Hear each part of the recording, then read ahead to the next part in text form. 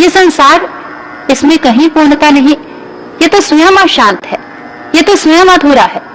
और जो स्वयं अधूरा है वह हमें पूर्णता कहां से दे सकता है? जो स्वयं अशांत है उससे हमें शांति कहां से मिल सकती है? किसी ने बहुत सुंदर कहा, इस संसार में इंसान की जिंदगी में अगर थोड़े पल की शांति मिलती है, अपने साथ ढेर सी अशांति को लगाकर थोड़े पल का सुख मिल जाता है, अपने साथ बहुत से दुख को लेकर आता है। बहुत सुंदर शब्दों में किसी ने कहा, कोई तो बदहाल धूप में, कोई है गमगीन छांव में, महलों से कुटियों तक सुख की हर दुख से रिश्तेदारी है। संसार है, इस संसार में इंसान उस पूर्णता की तरफ बढ़ना चाहता है लेकिन अधूरा है। इंसान की जिंदगी का लक्ष्य है शांति, लेकिन इंसान अशांत है, इंसान दुख की ओर बढ़ता चला जा रहा है।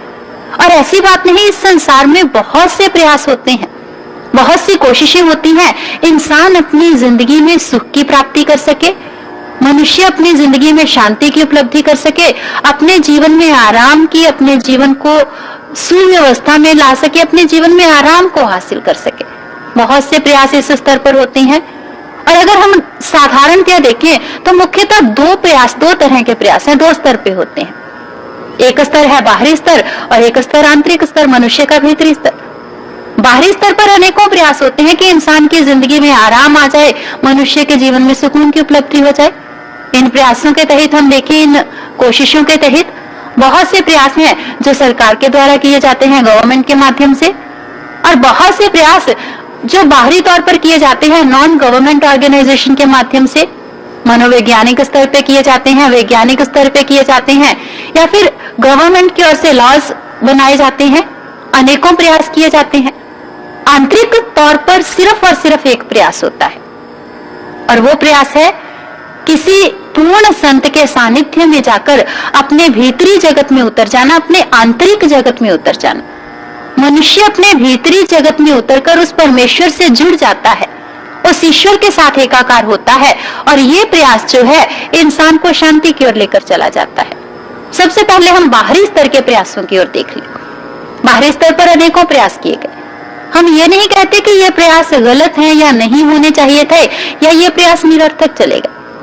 प्रयास सही थे क्योंकि उनका उद्देश्य सही था, एक सही लक्ष्य को लेकर चल रहे थे, और उनका लक्ष्य था किसी ना किसी तरह से इस संसार में संतुष्टि आ जाए, किसी ना किसी तरह से इंसान के जीवन में एक व्यवस्था आ जाए, मनुष्य के जीवन में आराम मिल जाए, मनुष्य के जीवन में शांति मिल जाए। उद्देश्य बिल्कुल सही था, लक्ष्य सही था, फिर लक्ष्य को पूर्णता क्यों नहीं मिली?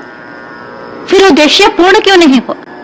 कहीं ना कहीं तो कोई कमी थी, कहीं ना कहीं तो कोई ना कोई खामी रह ही गई थी। हम इन प्रयासों का जरा ध्यान से अवलोकन करें, ये प्रयास कहां तक पूरे उतरते हैं। सबसे पहले हम लेते हैं नॉन गवर्नमेंट ऑर्गेनाइजेशन, गैर सरकारी संस्थान।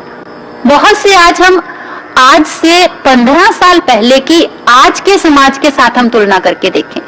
आज से 20 साल पहले समाज कैसा था और आज समाज कैसा है। आज से 20 साल पहले प्रयास कितने थे और आज प्रयास कितने हैं। आज से 20 साल पहले, 15 साल पहले इतनी नॉन गवर्नमेंट ऑर्गेनाइजेशंस नहीं थी, इतनी गैर सरकारी संस्थाएं नहीं थी। लेकिन आज से 15 साल पहले का समाज शायद आज के समाज की तुलना में ज्यादा सही था, शायद आज के समाज की तुलना में ज्यादा ठीक ठाक था। आज के समाज में हम देखें, सरकारी गैर सरकारी संस्थाएं बढ़ती चली जा रही हैं, लेकिन समाज की हालत क्या है? जिस अनुपात में ये संस्थाएं बढ़ रही हैं, उसी अनुपात में समाज पर अत्याचार बढ़ रहा है, बच्चों पर अत्याचार, महिलाओं पर अत्याचार, वृद्धाश्रम खुलते चले जा रहे हैं। अनेकों तरह के, सड़क पर आप देख लिए, रोड्स पर आपको भीख मांगने वाले बढ़ते हुए मिल जाएंगे। बहुत तरह से इस समाज की हम ऐसी अवस्था देखते हैं। अगर हम इनको छोड़ दें, थोड़ा आगे बढ़े, मनोवैज्ञानिक स्तर पर अनेकों प्रयास होते हैं। आज हमें इतने मनोवैज्ञानिक मिलते हैं, मनोचिकित्सक मिलते हैं, इतने साइकेट्रिस्ट मिलते हैं। आज से 20 साल पहले इतने मनोचिकित्सक इस दुनिया में नहीं थे, इस संसार में नहीं थे। लेकिन आज से 20 साल पहले इतनी मन की बीमारियां भी नहीं थी। आज समाज में देखें, डिप्रेशन, टेंशन, मानसिक तनाव, इंसान की जिंदगी मानसिक तौर पर कितनी अशांत होती चली जा रही है। मानसिक तौर पर इंसान कितना बिखरता चला जा रहा है। और इस मानसिक तौर पर बिखरने का कारण है इंसान की जिंदगी, मनुष्य का जीवन हम ध्यान से देखते चले जाएं, समाज की हालत को देखें। इस मानसिक तौर पर बिखरने के कारण ही आज समाज भी बिखरता चला जा रहा है, आज इंसान भी बिखरता चला जा रहा है। आज से 20 साल पहले हमें समाज में जॉइंट फैमिलीज मिलती थी, संयुक्त परिवार मिलते थे। आज संयुक्त परिवार बहुत कम रह गए हैं, जॉइंट फैमिलीज बहुत कम रह गई हैं। आज हमें न्यूक्लियर फैमिलीज मिलती हैं, छोटे छोटे परिवार, पति पत्नी है और उनकी संतान है। और इतने छोटे परिवार है लेकिन विचार वहां भी आपस में नहीं मिलते। एक छत के नीचे भाई बहन रहते हैं, विचार आपस में नहीं मिलते। एक छत के नीचे पति पत्नी रहते हैं, विचार आपस में नहीं मिलते, विचारों का टकराव आपस में होता चला जाता है। एक ही छत के नीचे माता और बेटा रहते हैं, पिता और पुत्र रहते हैं, लेकिन विचार आपस में नहीं मिलते। आज समाज में डाइवोर्सेस की दर बढ़ती चली जा रही है, तलाक बढ़ते चले जा रहे हैं। किस लिए बढ़ते चले जा रहे हैं? आज से 20 साल पहले इतने नहीं थे। हालांकि मनोवैज्ञानिक स्तर पर बहुत से प्रयास हो रहे हैं, लेकिन फिर भी इंसान बिखरता चला जा रहा है, फिर भी मनुष्य बिखरता चला जा रहा है। आखिर किस लिए बिखरता चला जा रहा है? बहुत से प्रयास किए गए। हम देखें कानूनी तौर पर कितने प्रयास किए गए, सरकार की ओर से कितने लॉज नए बनाए जाते हैं, कितने पुराने लॉज में संशोधन कर दिया जाता है, कितने पुराने कानून सुधार दिए जाते हैं। लेकिन उसके बावजूद हमारे समाज की हालत क्या है? कभी न्यूज़पेपर्स उठाकर देख लेना, न्यूज़पेपर्स, अखबार, समाचार पत्र आपको आपके समाज की हालत बहुत सही शब्दों में बता देंगे। समाज किस दिशा की ओर जा रहा है, ये दुनिया किस दिशा की ओर बढ़ती चली जा रही है, हमें बहुत स्पष्ट पता चल जाता है, बहुत स्पष्ट हमें बता देते हैं हमारे समाचार पत्र, हमारे न्यूज़पेपर। आखिर परिवर्तन क्यों नहीं होता, बदलाव क्यों नहीं होता?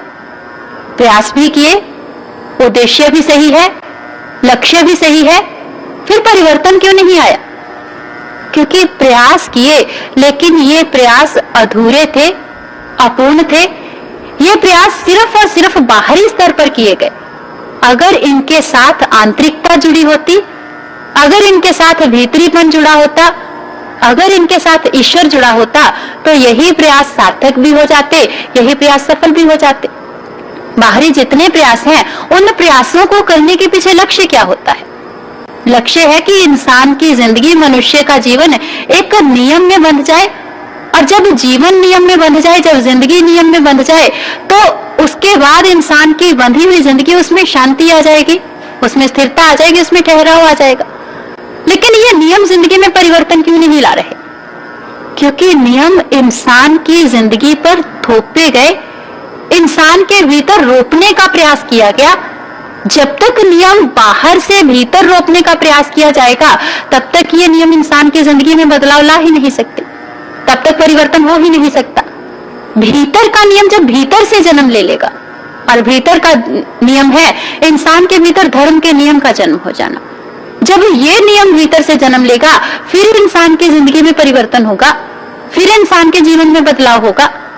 बाहर से बहुत से प्रयास किए गए, बाहर से बहुत सी कोशिशें की जाए, लेकिन अगर भीतर वो नियम, उसका जन्म नहीं हुआ, बाहर के रोपे गए नियम, थोपे गए नियम इंसान की जिंदगी में परिवर्तन नहीं ला सकते। हमारे सामने परिणाम सामने आ जाएंगे। ऐसी ही एक कोशिश लंदन में एक बार वहां के राजा ने की। उसने एक प्रयास किया कि मैं अपने राज्य में कहीं भी अराजकता, कहीं भी गड़बड़ी नहीं होने दूंगा, कोई भी मेरे राज्य में दुष्कर्म नहीं कर पाएगा। उसने एक नियम लागू कर दिया, एक बहुत सख्त नियम। उसने कहा कि मेरे राज्य में कहीं भी चोरी होगी, कहीं भी कोई दुष्कर्म होगा, उसको बीच चौराहे में सजा दी जाएगी, सब लोगों की भीड़ के बीच, ताकि लोगों को पता चले कि मेरे राज्य में किसी भी दुष्कर्म को करने का परिणाम क्या हो सकता है। किया भी गया। कुछ समय के पश्चात राज्य में एक चोरी हो गई, और जब चोरी हुई, चोर पकड़ा गया, उस चोर को बीच चौराहे में दंड देने लगे। भीड़ आसपास इकट्ठी हो गई, बहुत से लोग आसपास एकत्रित हो गए, और उस चौराहे में चोर को दंड दिया गया, सख्त दंड, उसके हाथ पैर काट दिए गए। और जब बाद में परीक्षण किया गया, निरीक्षण किया गया, तो पता चला कि जिस भीड़ के बीच उस चोर को सजा दी जा रही थी, इतनी भीड़ थी, इस भीड़ का कुछ जेब कतरों ने फायदा उठाया और उन्होंने कितने लोगों की जेबें काट दी। जिस कृत्य को, जिस कर्म को रोकने के लिए, जिस कार्य को रोकने के लिए सजा दी जा रही थी, वही कार्य फिर हो गया। आखिर ऐसा किस लिए हुआ? क्योंकि नियमों को थोपने का प्रयास किया गया, नियमों को रोकने का प्रयास किया गया। नियम इंसान के भीतर से उन्होंने जन्म नहीं लिया। हम अपने समाज के भीतर ही देख लें, अपनी छोटी छोटी इकाइयों के भीतर, जब तक नियम बाहर से भीतर डाले जाएंगे तब तक इंसान की जिंदगी में परिवर्तन नहीं होता। हमारे इस समाज की, इस संसार की छोटी सी इकाई हमारा घर, हमारा परिवार, हमारे घर के भीतर हम देखते हैं कि बड़ों के द्वारा, बुजुर्गों के द्वारा कुछ नियम स्थापित किए जाते हैं, नियम बच्चों पर लागू कर दिए जाते हैं। बच्चे उन नियमों के भीतर चलते हैं, लेकिन जैसे ही बच्चे बड़े हुए, बड़ों के नियम धरे के धरे रह जाते हैं। बच्चे अपने नियम बना लेते हैं, अपने नियमों पे चलते हैं, और बड़े बुजुर्ग या तो उन्हें घर के भीतर से अलग कर दिया जाता है या फिर उनके लिए वृद्धाश्रमों का निर्माण कर दिया जाता है। समाज में आज वृद्धाश्रम बढ़ते चले जा रहे हैं, दुनिया में वृद्धाश्रमों में वृद्धि होती चली जा रही है। नियम क्योंकि रोकने का काम किया गया, नियम को जन्म देने का काम नहीं किया गया। स्कूल्स देखते हैं, कॉलेजेस देखते हैं, स्कूल में, कॉलेजेस में कितने नियम बनाए जाते हैं, लेकिन उन नियमों का तोड़ सामने आता है स्ट्राइक के रूप में। बच्चे स्ट्राइक कर देते हैं, बच्चे हड़ताल कर देते हैं, लॉज बनाए जाते हैं, अच्छे अच्छे कानून बनाए जाते हैं ताकि इंसान की जिंदगी में सुविधा आ जाए, मनुष्य के जीवन में सहूलत आ जाए। लेकिन होता क्या है, जहां कहीं किसी कानून में थोड़ी सी भी ढील होती है, थोड़ी सी भी कमी होती है, लोग उस कानून को तोड़ने से चूकते नहीं है, उस कानून की धज्जियां उड़ाकर रख देते हैं। आखिर ऐसा किस लिए होता है? जब तक नियम बाहर से भीतर डालने की कोशिश की जाएगी तब तक इंसान के मन के भीतर परिवर्तन नहीं होगा, तब तक इंसान के मन के भीतर बदलाव नहीं होगा।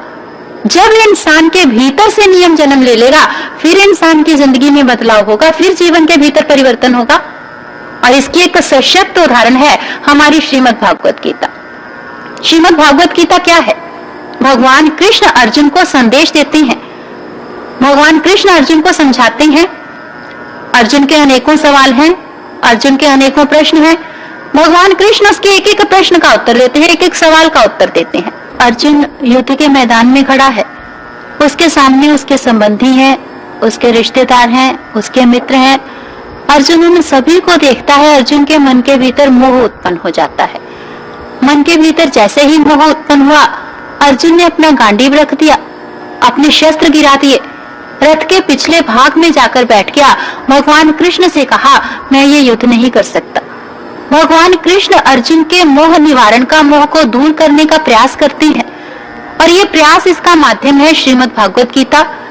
श्रीमद् भागवत गीता में हम सभी जानते हैं 18 अध्याय हैं, और इन 18 अध्यायों में से 10 अध्याय भगवान कृष्ण ने क्या किया? अर्जुन के प्रश्नों के उत्तर दिए, अर्जुन के सवालों के जवाब दिए, शब्दों के माध्यम से, अक्षरों के माध्यम से। 10 अध्याय तक एक प्रयास था शब्द बाहर से भीतर रोकने का काम था, लेकिन अर्जुन के भीतर कोई परिवर्तन नहीं आया, अर्जुन के भीतर कोई बदलाव नहीं आया। 11वें अध्याय के आरंभ में भगवान कृष्ण ने क्या किया? भगवान कृष्ण अर्जुन को ज्ञान दिया, आत्मज्ञान से परिचित कराया, और जब आत्मज्ञान से दीक्षित किया, अर्जुन ने अपने भीतर परमात्मा को देखा, परमात्मा का साक्षात्कार किया, अर्जुन के भीतर परिवर्तन आया, अर्जुन की जिंदगी में परिवर्तन आया। अगर हम अवलोकन करें तो क्या था? परिस्थितियां नहीं बदली थी, लोग नहीं बदले थे, गांडीव नहीं बदला था, शस्त्र नहीं बदले थे, अर्जुन बदल गया था। अर्जुन के जीवन के भीतर परिवर्तन आ गया था। वही अर्जुन उन्हीं शस्त्रों को दोबारा ग्रहण करता है और उन्हीं लोगों से युद्ध के लिए उद्यत हो जाता है, युद्ध के लिए सामने तैयार हो जाता है। अर्जुन की जिंदगी में परिवर्तन आ जाता है, अर्जुन की जिंदगी में बदलाव आ जाता है। हमारे जीवन के भीतर परिवर्तन तभी आ सकता है जब हमें भीतर से धर्म रूपी नियम मिल जाए, जब हमें उस नियम की उपलब्धि हो जाए, हमारे भीतर वो नियम प्रकट हो जाए, फिर जिंदगी में परिवर्तन होता है। बाहरी तौर पर हम देखें, कितने तरह के प्रयास किए जाते हैं, कितनी तरह की कोशिशें। ऐसी ही एक कोशिश, ऐसा ही एक प्रयास वैज्ञानिक स्तर पर भी किया गया। आज से 20 साल पहले के समाज में हम देखें, आज से 20 साल पहले विज्ञान ने इतनी तरक्की नहीं की थी, हम उसकी नेमतों से इतना लाभ नहीं उठा पा रहे थे। आज हमें उसके इतने आविष्कार मिलते हैं, आज हमें उससे इतना लाभ उठा पाते हैं, आज हमें उसके इतने फायदे हैं। और ये आविष्कार किस लिए किए गए? इन आविष्कारों को करने के पीछे मकसद था कि इंसान अपनी जिंदगी में इनका लाभ उठाए, उसके जीवन में आराम आए, और जब आराम आएगा इंसान के मन की शांति बढ़ेगी, इंसान के मन को सुकून मिलेगा। लेकिन क्या ऐसा हुआ? क्या हमें यह परिणाम देखने को मिला? विज्ञान ने तरक्की बहुत कर ली, विज्ञान ने उन्नति बहुत कर ली, लेकिन इंसान कहां तक पहुंचा? किसी ने बहुत सुंदर शब्दों में यह सवाल पूछा, चांद को छू के चले आए हैं विज्ञान के पंख, देखना है कि इंसान कहां तक पहुंचे। विज्ञान ने तरक्की बहुत कर ली, लेकिन इंसान को कहां तक पहुंचाया? अगर हम विज्ञान के कार्य को देखें, विज्ञान भौतिक जगत को समझने की क्षमता तो रखता है, लेकिन इंसान के मन को समझने की क्षमता नहीं रखता। यही कारण है कि विज्ञान हमें शारीरिक सुख सहूलतें तो दे सकता है, लेकिन मानसिक आराम का एक भी साधन हमें उपलब्ध नहीं करा सकता, मानसिक आराम की वस्तु हमें उपलब्ध नहीं करा सकता। विज्ञान हमारी देह तक सीमित है, धर्म हमारे अंतर तक उतरता है, धर्म हमारे अंतर्मन की गहराइयों को छूता है। विज्ञान सिर्फ पत्तों को सींचने का नाम है, धर्म जड़ को सींचने का नाम है। विज्ञान जीवन जीने के साधन देता है, धर्म जीवन जीने की कला देता है। धर्म जीवन में सहजता लेकर आता है, धर्म जीवन में आराम लेकर आता है, मन को सुकून देता है, मन को शांति देता है, मन को चैन की उपलब्धि कराता है। और जब ये धर्म इंसान की जिंदगी में उतरता है, तभी जीवन में परिवर्तन है। ऐसी बात नहीं कि विज्ञान धर्म के बिना काम नहीं कर सकता, धर्म जिंदगी में ना हो तो विज्ञान काम नहीं कर सकता। विज्ञान धर्म के संरक्षण में भी काम कर सकता है, विज्ञान धर्म के बिना भी काम कर सकता है। अंतर परिणाम में हो जाएगा, परिणाम हमें परिस्थितियों के अनुसार ही मिलेगा। हमारे इतिहास में हमें कितनी घटनाएं मिलती हैं, हमारे ग्रंथों में, हमारे शास्त्रों में हम देख लें, हमें कैसी कैसी घटनाएं मिल जाती हैं। ऐसी बात नहीं अगर हम ये कहें कि इतिहास में, पुराने समय में, पुराने युगों में विज्ञान नहीं था। विज्ञान तब भी था, विज्ञान आज भी है। रामचरितमानस, हमें कितनी घटनाओं का हम अवलोकन करें, कितने घटनाओं का निरीक्षण करें। भगवान राम ताड़का वध के लिए जाते हैं, ताड़का वध से पहले ऋषि विश्वामित्र भगवान राम को कुछ दिव्यास्त्र देते हैं, उन्हें चलाने की विधि से उन्हें परिचित कराते हैं। दिव्यास्त्र का नाम दे दिया गया, लेकिन थे तो विज्ञान के आविष्कार, था तो विज्ञान ही। महाभारत को हम देख लें, महाभारत में एक शस्त्र का इस्तेमाल किया गया। वैसे तो अनेकों शस्त्र हैं, लेकिन एक विशेष अस्त्र था जिसे ब्रह्मास्त्र कहा गया। ब्रह्मास्त्र का प्रयोग अर्जुन भी करता है, ब्रह्मास्त्र का प्रयोग अश्वत्थामा भी करता है। द्रौपदी के 5 पुत्रों का वध करने के पश्चात अश्वत्थामा जब वहां से दौड़ता है, वहां से भागता है अर्जुन से भयभीत होकर, अर्जुन पीछा करता है। अश्वत्थामा ब्रह्मास्त्र को छोड़ देता है अर्जुन के ऊपर। भगवान कृष्ण के आदेश पर अर्जुन भी ब्रह्मास्त्र का प्रयोग करता है, और जब दोनों ब्रह्मास्त्रों से विनाश होने लगता है, भगवान कृष्ण अर्जुन को कहते हैं, अर्जुन, अश्वत्थामा इस अस्त्र को प्रयोग करने की विधि जानता है, लेकिन इसे लौटाना नहीं जानता। संसार में विनाश हो रहा है, तुम इसे लौटाने की विधि जानते हो तो तुम इसे वापस लौटा लो, तुम दोनों अस्त्रों को वापस लौटा लो। भगवान कृष्ण के आदेश पर अर्जुन दोनों अस्त्रों को वापस लौटा लेता है। इतनी दूर से किसी अस्त्र को संचालित करना, आज हम उसे रिमोट की संज्ञा देते हैं, तब ब्रह्मास्त्र की संज्ञा दे दी गई थी। विज्ञान तो तब भी था। हमारे इतिहास में नाम आता है अगस्त्य ऋषि का। हम कहते हैं कि कुंभ से उनका जन्म हुआ, कुंभज ऋषि ने कहा गया। सीता जी का वर्णन आता है, घड़े से जिनका जन्म हुआ था, तब घड़े से कहा, आज हम टेस्ट ट्यूब बेबीज कह देते हैं। साइंस तो है, विज्ञान तब भी था। साइंस, विज्ञान धर्म के संरक्षण में भी काम करता है, धर्म के बिना भी काम करता है। परिणाम कहाँ है? परिणाम हमें बताते हैं कि उचित क्या था, सही क्या था। परिणामों की तुलना करें, भगवान राम ने विज्ञान का उपयोग किया, संसार का विकास हुआ। रावण ने विज्ञान के आविष्कारों का उपयोग किया, संसार का विनाश हुआ, संसार विनाश की ओर बढ़ा। हिरण्यकश्यप था, विज्ञान के ये सभी साधन उसके पास उपलब्ध थे, इतनी शक्ति थी उसके पास। इस धरती को सागर के भीतर डुबोने की क्षमता रखता था, धरती का विनाश करने की क्षमता रखता था। लेकिन हुआ क्या? विनाश की ओर ही तो बढ़े। ये धर्म और विज्ञान सम्मिलित रूप से चलते हैं, तभी संसार का विकास हो पाता है। विज्ञान धर्म के संरक्षण में चलता है, तभी संसार विकास की ओर बढ़ पाता है। इसलिए स्वामी विवेकानंद ने कहा, कहते कि यदि इस धरती पर से, यदि इस संसार में से धर्म को निकाल दिया जाए, यह धरती हिंसक पशुओं के रहने का जंगल मात्र बनकर रह जाएगी। और संसार में हम देखिए, इस दुनिया में हम देखिए, धर्म इंसान की जिंदगी में आता है एक पूर्ण संत के सानिध्य में, एक पूर्ण सतगुरु के सानिध्य में। और धर्म इंसान के जीवन में आने के पश्चात अपनी पूर्णता को प्राप्त कर लेने से पहले 3 चरणों में से गुजरता है। सबसे पहला चरण, इंसान धर्म से परिचित होता है, धर्म से परिचय, और उसके उपरांत धर्म से जीवन के भीतर परिवर्तन आता है, और उसके उपरांत है धर्म में लीनता, इंसान धर्म में एकाकार हो जाता है। सबसे पहला स्टेप, सबसे पहला चरण, धर्म, इंसान धर्म से परिचित होता है। आज संसार में हम स्वयं को धार्मिक जरूर कहते हैं, लेकिन हम धर्म से परिचित नहीं है। धर्म क्या है? हमने धर्म को समझने में हमेशा भूल की है। हमने अपनी कुछ मान्यताओं को, कुछ विचारधाराओं को, कुछ शब्दों को हमने धर्म मानकर रख लिया, लेकिन इन्हीं धारणाओं के कारण, इन्हीं विचारधाराओं में उलझे हुए के कारण हम धर्म के वास्तविक रूप से परिचित नहीं हुए, और धर्म हमारे जीवन में शांति लाने की बजाय धर्म हमारे जीवन में अशांति लाने का कार्य कर गया। हम धर्म के नाम पर ही आपस में झगड़ बैठे, हमने धर्म के नाम पर ही आपस में लड़ाई कर ली, क्योंकि हमने धर्म शब्द के सही अर्थ को जाना ही नहीं, हमने धर्म की परिभाषाओं को समझा ही नहीं। धर्म क्या है? हमने धर्म किन्हें समझा? हमने कुछ संकुचित शब्दों को धर्म का नाम दे दिया, हालांकि वो शब्द भी हमें धर्म की वास्तविक परिभाषा से परिचित कराते थे। हमने समझने की कोशिश नहीं की, हमने समझने का प्रयास नहीं किया। हम अपनी विचारधारा के संकीर्ण दायरे में से निकलें, विशाल दायरों में प्रवेश करें, उन शब्दों के व्यापक अर्थों को समझें। आज हमने धर्म किसे कहा? हम कहते हैं हम हिंदू हैं, हमने कहा हम ब्राह्मण हैं, सिख हैं, मुस्लिम हैं, हमने अनेकों शब्दों का प्रयोग कर लिया। लेकिन ये शब्द हमें क्या समझाना चाहते थे? ये शब्द मात्र इतने तक सीमित नहीं है। हमने कहा हम हिंदू हैं, लेकिन हमारे शास्त्र जहां हिंदू शब्द का अर्थ देते हैं, उन्होंने बहुत स्पष्ट कहा हिंदू किसे कहा जाएगा? वे कहते हैं हिंसते दुष्टा अनेनिति हिंदुआ, जिसने अपने अंदर के विकारों को खत्म कर लिया, जिसने अपने भीतर के दुष्टों का विनाश कर लिया, हिंदू कहलाने का अधिकारी वह है, हिंदू उसे कहा जाएगा। हम कहते हैं कि हम ब्राह्मण हैं। ब्राह्मण शब्द की परिभाषा क्या है? ब्राह्मण शब्द ब्रह्म जानाति इति ब्राह्मणा, जिसने अपने भीतर मौजूद उस ब्रह्म को जान लिया, जिसने अपने भीतर मौजूद उस परमात्मा का साक्षात्कार कर लिया, ब्राह्मण कहलाने का अधिकारी वही है।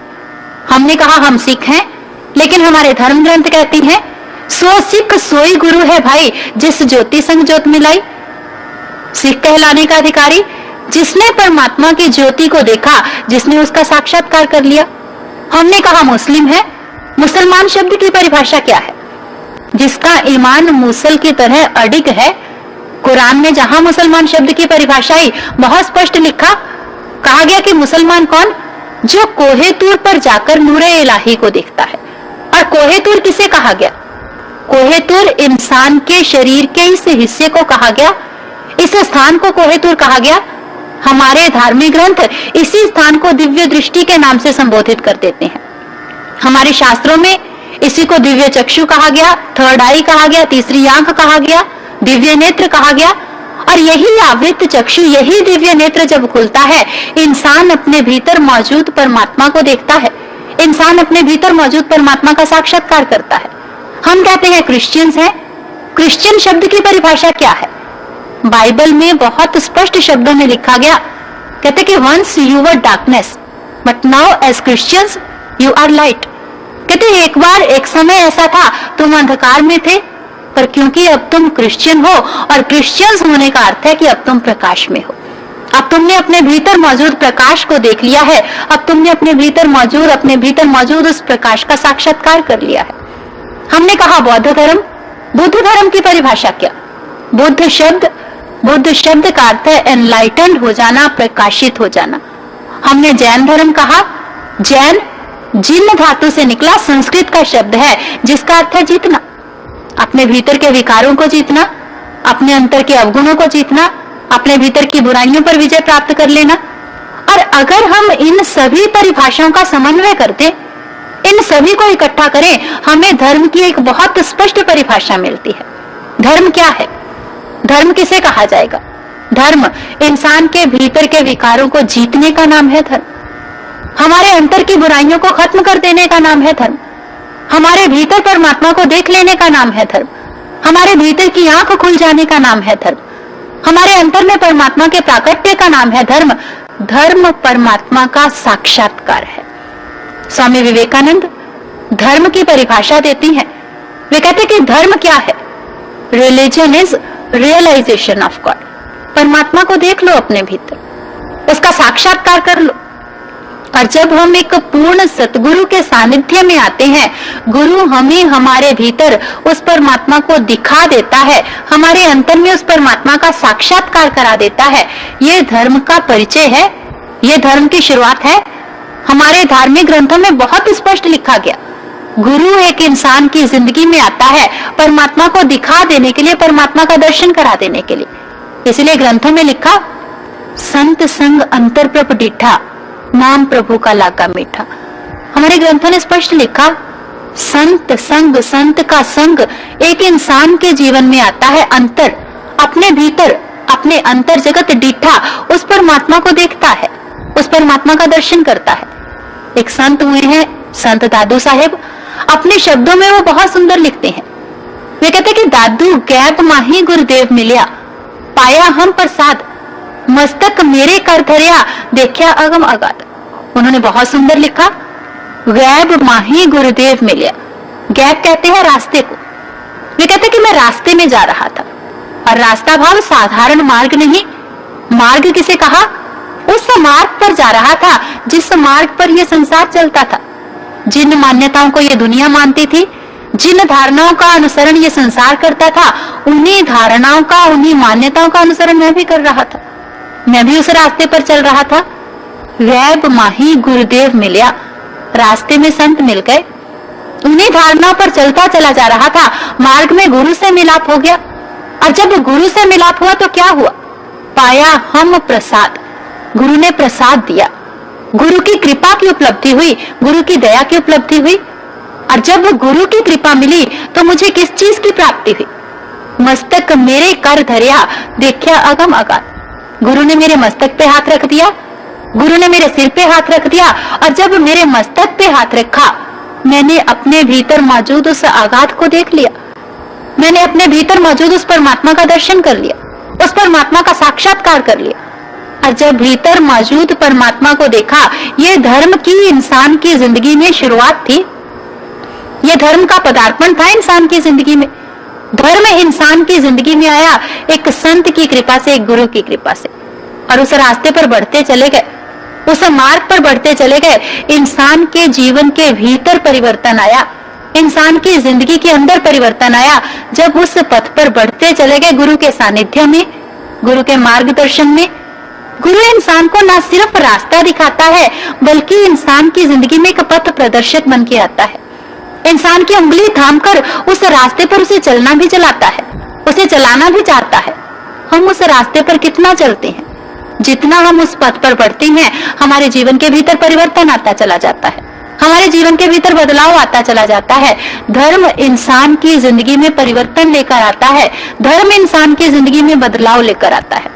लेकिन आज हम संसार की हालत देखिए, आज हम परिवर्तन चाहते हैं, आज हम बदलाव चाहते हैं, लेकिन ये बदलाव कैसा?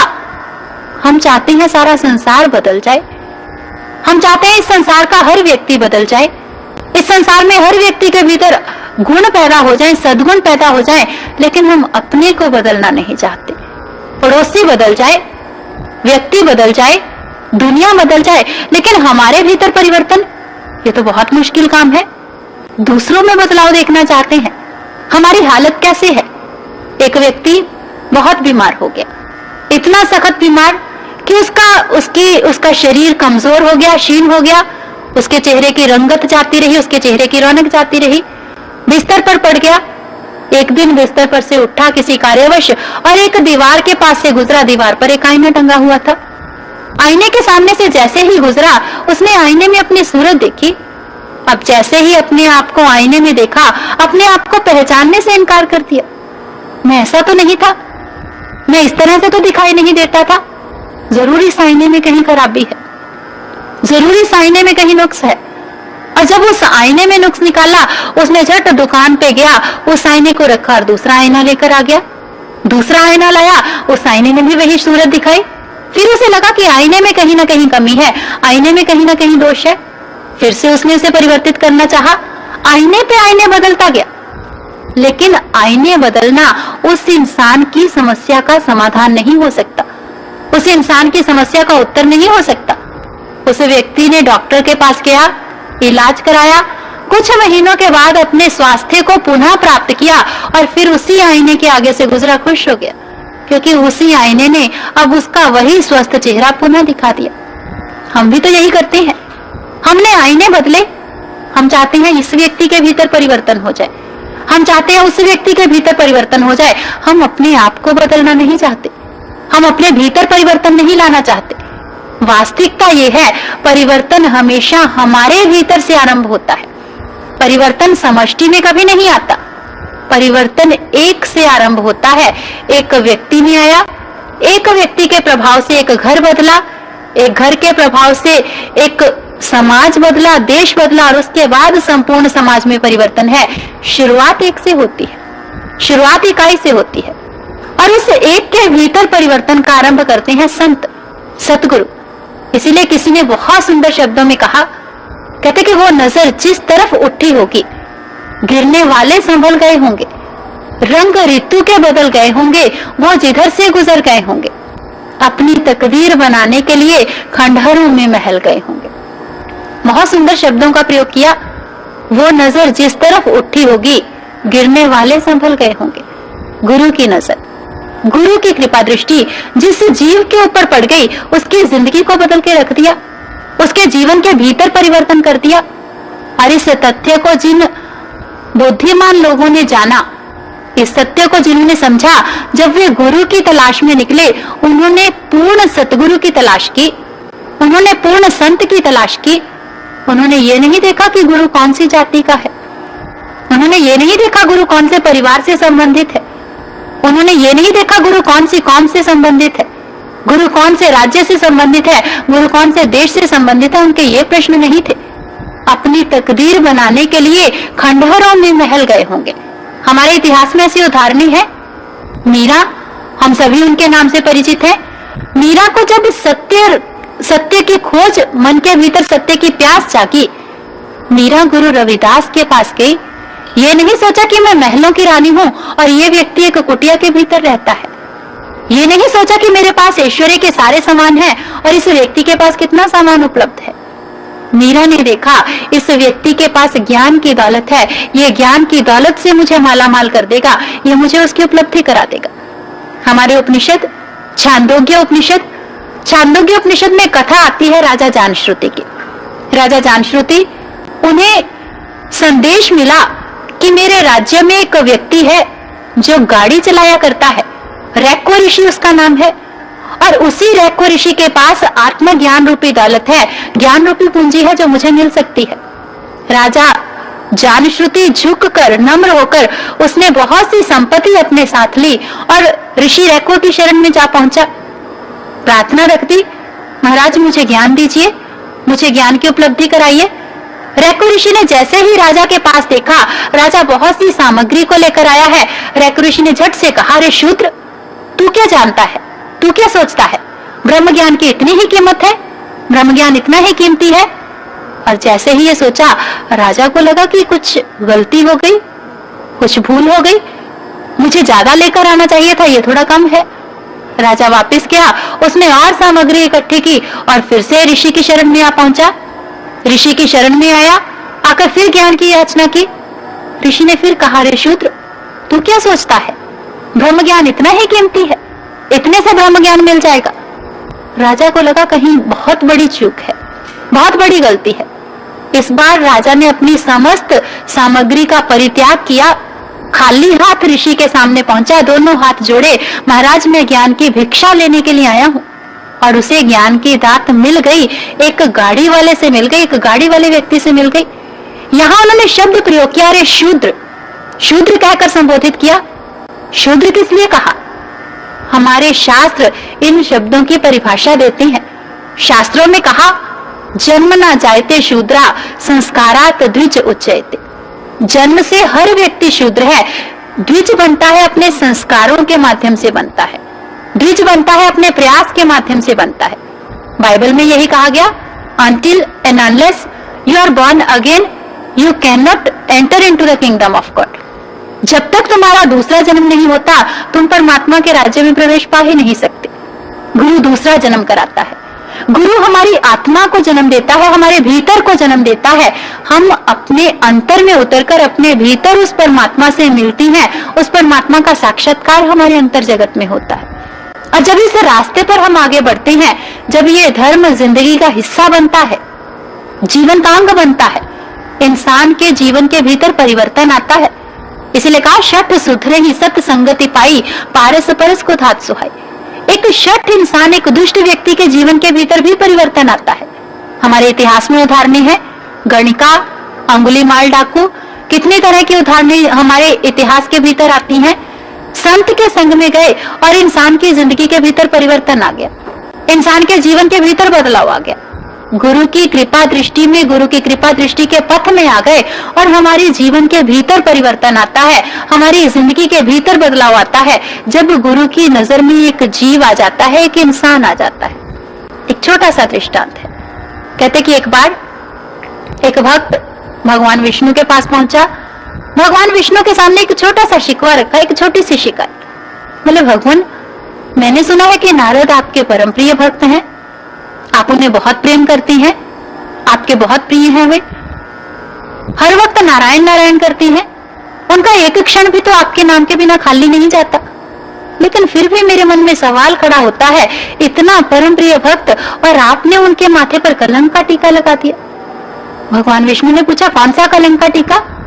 अरे जब भी हम उन्हें याद करते हैं, नारद जी का नाम आता है, नारद मोह की कथा साथ ही याद आ जाती है। नारद जी एक राजकुमारी पर आसक्त हो गए और उससे विवाह करने के लिए चल दिए। आखिर आपने उनके मस्तक पर यह कलंक का टीका क्यों लगाया? भगवान विष्णु कहते हैं, नारद मेरा परम प्रिय पुत्र है, मैं उसे बहुत प्रेम करता हूँ, मैं उसे बहुत प्यार करता हूँ। जैसे साधारण देखिए, एक माँ है, अपने बच्चे को बहुत प्यार करती है, और जब देखा मेरा बच्चा आज बहुत सुंदर लग रहा है, मेरा बच्चा बहुत अच्छा लग रहा है, माँ क्या करती है, काजल लिया, थोड़ा सा काला टीका बच्चे के माथे पर लगा देती है, मेरे बच्चे को नजर ना लग जाए। मैंने भी तो यही किया। नारद मेरा बहुत प्रिय पुत्र था और मुझे लगा इसके भीतर इतने गुण, इतने सद्गुण, मेरे बच्चे को कहीं नजर ना लग जाए। मैंने किया क्या? मैंने एक काला टीका ही तो उसके माथे पर लगा दिया। गुरु यही तो करता है। गुरु की नजर में जब एक जीव आता है, वह उसके एक एक अवगुण को समाप्त करता जाता है, एक एक दुर्गुण को खत्म करता चला जाता है। नारद जी के विषय में, नारद जी जब भगवान विष्णु से रूप की मांग करते हैं, सुंदर रूप की मांग करते हैं, भगवान विष्णु रूप देने से पहले एक शब्द बोलती हैं। वे कहते, कुपथ मांग रुज व्याकुल रोगी, वैद्य न देहि सुनु मुनि योगी। कहते एक व्यक्ति रोग से पीड़ित है और वह कुपथ्य की याचना कर लेता है, मुझे ये वस्तु चाहिए। वैद्य जानता है ये वस्तु का आहार लेने से इस व्यक्ति को नुकसान हो जाएगा, इसे हानि हो जाएगी। वैद्य कभी भी उस वस्तु को प्रदान नहीं करता। भगवान विष्णु कहते हैं, नारद तुमने जिस वस्तु की याचना की, अगर वो कुपथ्य है, मैं तुम्हें कभी नहीं दूंगा, मैं तुम्हें कभी उस वस्तु को प्रदान नहीं करूंगा। गुरु जानता है एक शिष्य की जिंदगी में क्या चाहिए और क्या नहीं चाहिए। गुरु की कृपा दृष्टि जब एक जीव पर पड़ती है, गुरु की नजर में जब एक जीव जाता है, गुरु हर तरह की नजर को उतारता चला जाता है। और जब नजर की बात चली, हम एक साधारण सा कॉन्सेप्ट लेकर चलते हैं। हम देखते हैं एक संसार में, साधारण संसार में एक व्यक्ति को किसी की नजर लगती है, और नजर किसकी लगती है? हम कहते हैं कि दूसरों की नजर लगती है, अपनी नजर लग जाती है, औरों की नजर लगती है। तीन तरह से लोगों को नजर लगती है। सबसे पहले है कि औरों की नजर लगती है, दूसरों की नजर लगती है। आध्यात्मिक पथ पर अगर इसे समझें तो यही नजर हमें भी लगती है। औरों की नजर क्या है? औरों की नजर माया की नजर, ईर्ष्या की नजर, द्वेष की नजर, क्रोध की नजर, नफरत की नजर। ये नजर हमारे मन पर लग जाती है, हमारे भीतर को लग जाती है, और ये नजर हमारे आध्यात्मिक पथ पर हमें आगे बढ़ने से रोक देती है, हमें आगे बढ़ने से हमारे रास्ते को कुंठित कर देती है, मार्ग को अवरुद्ध कर देती है, हमारे मार्ग को रोक कर रख देती है। और ये नजर इंसान की जिंदगी से कैसे उतर सकती है? ये मलिनता इंसान के भीतर से कैसे उतरती है? एक जीव, एक आत्मा, जब उसे एहसास होता है कि मेरे भीतर कितनी मलिनताएं हैं, एक आत्मा के भीतर से प्यास, एक प्रश्न खड़ा होता है। नदी किनारे मैं खड़ी, पानी झिलमिल होए, मैं मैली पिए उजले के सुविध मिलना हो। एक आत्मा की पुकार है, मेरे भीतर मलिनताएं भरी हैं, मैं उस परमात्मा से मिलना चाहती हूँ जो परम पावन है। उस पवित्र परमात्मा तक कैसे पहुंचूं? उस परमेश्वर की उपलब्धि हो तो मेरी जिंदगी में कैसी उपलब्धि हो, मेरी ये मलिनताएं कैसे छटे? और कबीर जी हमारे सामने यही प्रश्न रखते हैं। कबीर जी कहते हैं, कबीर मन मैला भया, यामी बहुत विकार, ए मन कैसे धोइए, साधो करो विचार। कबीर जी कहते हैं मन मैला भया, मन मलिन हो गया, विकारों की अग्नि में जल रहा है, ईर्ष्या की अग्नि में जल रहा है, द्वेष की अग्नि से भरा पड़ा है। ए मन कैसे धोइए, साधो करो विचार। ये मन धुले कैसे? ये मन आखिर पवित्र हो तो पवित्र कैसे हो पाए? और कबीर जी इस प्रश्न का उत्तर हमें देते हैं। गुरु धोबी शिष्य कपड़ा, साबुन सिरजनहार, सुरत शिला पर धोइए निक से रंग अपार। गुरु धोबी शिष्य कपड़ा, गुरु एक धोबी की तरह है, शिष्य एक मलिन वस्त्र की तरह है। गुरु उस मलिन वस्त्र को साफ करता है, साबुन सिरजनहार, परमात्मा का ज्ञान रूपी, नाम रूपी साधन हमें प्रदान करता है। और जब उस साधन का हम प्रयोग करते हैं, इस्तेमाल करते हैं, हमारे भीतर की मलिनताएं छटती चली जाती हैं।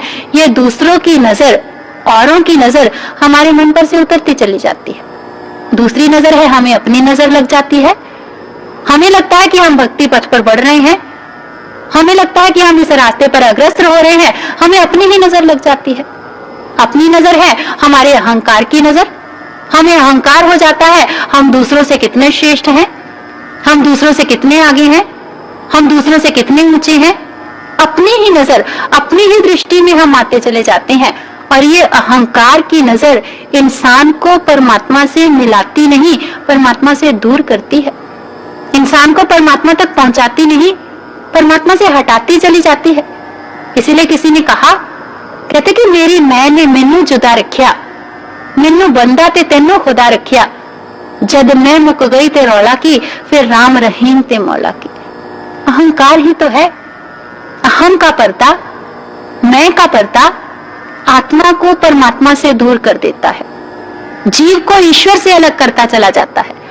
जब तक ये अहम का पर्दा बीच में है, इंसान परमात्मा की उपलब्धि नहीं कर पाता, परमात्मा की प्राप्ति नहीं कर सकता। परमात्मा की प्राप्ति करता है जब ये अहम की दीवार बीच में से निकल जाती है, जब ये अहम की दीवार बीच में से हट जाती है। और तीसरी नजर, अपनों की नजर। इस संसार में अपना कौन है? ये संसार अपना नहीं है, इस दुनिया का कोई संबंध अपना नहीं। महापुरुषों ने जहां अपने की बात की, उन्होंने शर्त लगा दी, सज्जन से ही नाल में चलविया नाल चलन, जिथे लेखा मंगिए तिथे खड़े दिसन। अपना कौन है? चलविया नाल चलन, जहां चले वहां साथ खड़े हुए दिखाई दिए। जिथे लेखा मंगिए तिथे खड़े दिसन, जहां हिसाब मांगा गया, चाहे इस दुनिया में या फिर इस दुनिया के बाद, चाहे इस जीवन के रहते या फिर मौत के बाद, जहां जब कभी हिसाब मांगा गया तिथे खड़े दिसन, वहां साथ खड़े हुए थे। और संसार की ओर हम देखें, संसार का कोई रिश्ता, संसार का कोई नाता हमें ऐसा नहीं मिलता जो हर परिस्थिति में हमें साथ खड़ा हुआ दिखाई दे। ये संसार के नाते, ये संसार के रिश्ते, बहुत से संबंध ऐसे, अधिकतर संबंध जो इस दुनिया में रहते साथ छोड़ जाते हैं, और जो बाकी बचते हैं इस दुनिया के बाद साथ छोड़ जाते हैं। अधिकतर संबंध जो इस जीवन के रहते छोड़ जाते हैं, जो थोड़े बहुत बचते हैं, वो इस जिंदगी के बाद, मौत के बाद साथ छोड़कर चले जाते हैं। संसार अपना नहीं है, संसार के संबंध अपने नहीं, संसार के रिश्ते अपने नहीं। अपना कौन? अपना एक गुरु का नाता। इसीलिए कहा, नानक कच्चड़ियां से तोड़, टूंड सज्जन संत पक्कियां, वो जीवन दिया विछड़े, वो मोया ना जाए छोड़।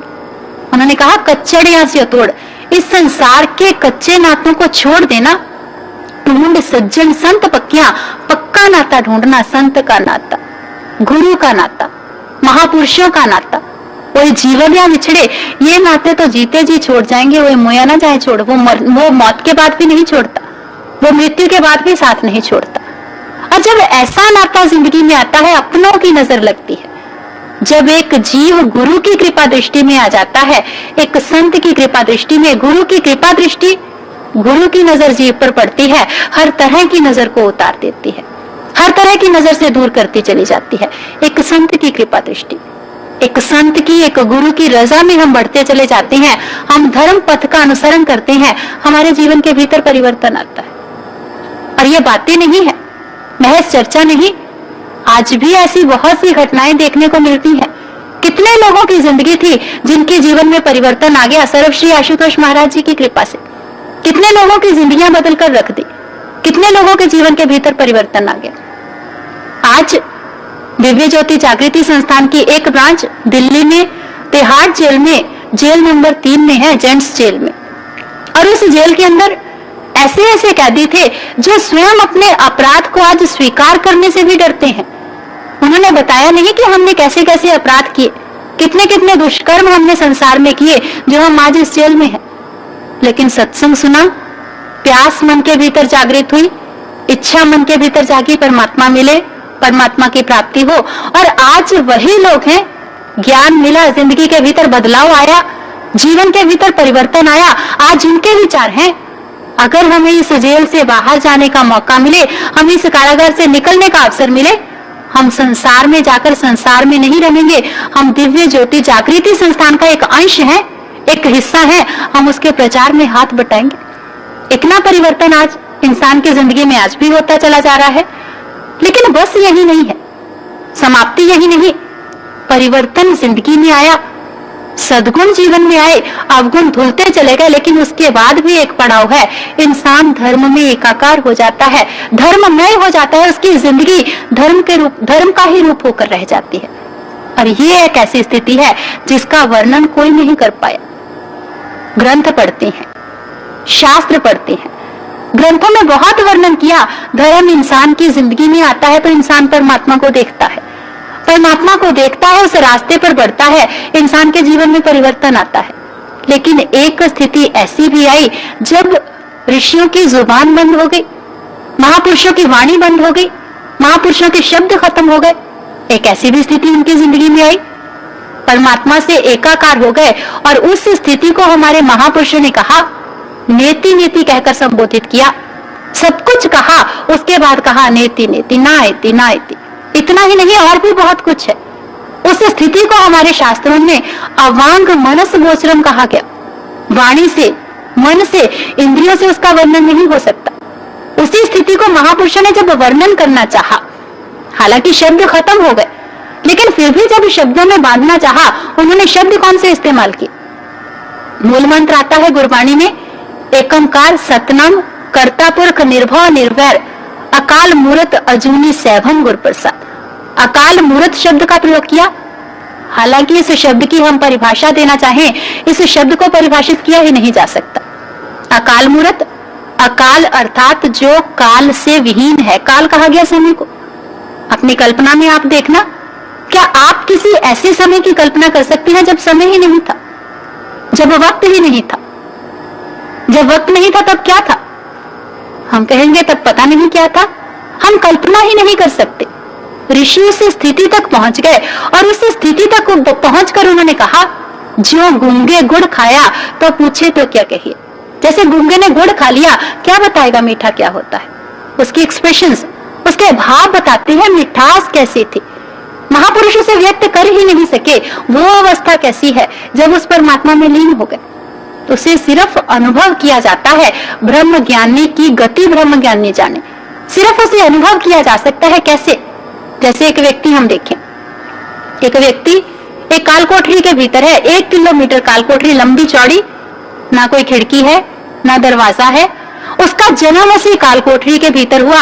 अपनी जिंदगी के कितने वर्ष व्यतीत कर लिए, बाहर का एक भी दृश्य नहीं देखा। एक बाहर के व्यक्ति को उसके भीतर जाने का अवसर मिला उसने उस व्यक्ति को समझाया कि बाहर की दुनिया कैसी है।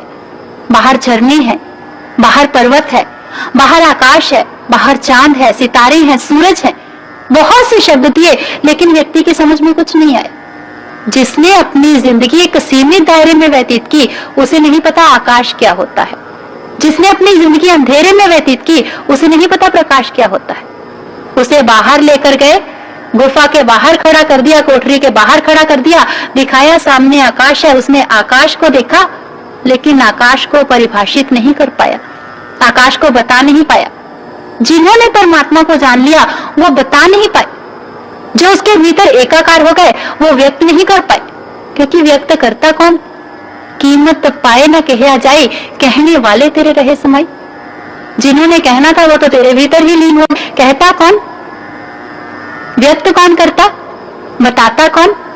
धर्म में लीनता की स्थिति, एक इंसान की जिंदगी में परिपूर्णता की स्थिति, अंतिम स्थिति जब इंसान उस परमात्मा में एकाकार हो जाता है।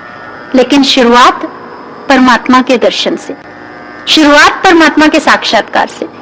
और जब हमारी जिंदगी में एक ऐसे संत का पदार्पण होता है, एक गुरु का पदार्पण होता है, जो गुरु हमारी जिंदगी में परमात्मा का साक्षात्कार करवा दे, समझ लेना रास्ता मिल गया, समझ लेना मार्ग मिल गया।